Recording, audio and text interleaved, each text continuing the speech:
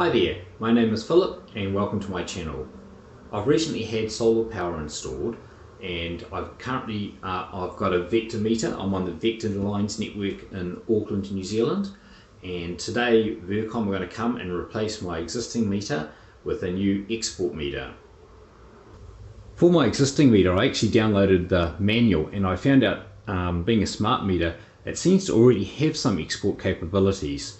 For instance, this little indicator in the top left, when it cycles back around again, it shows where the power is being imported or exported, and I can see right now it's flicking between the two, where it's importing power a little bit and exporting power a little bit.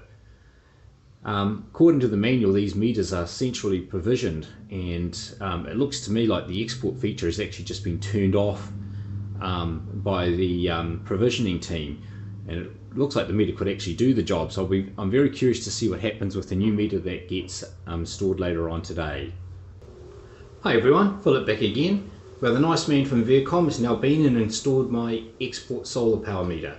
Let's take a closer look at it. Hold on Philip, you might be saying, that looks like your old power meter.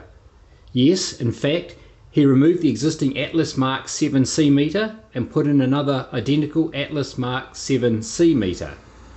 The only difference is this one has been remotely configured to now include the export power meter.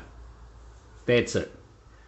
I kind of wonder why they even need to come out and replace the meter when this is all remotely configurable.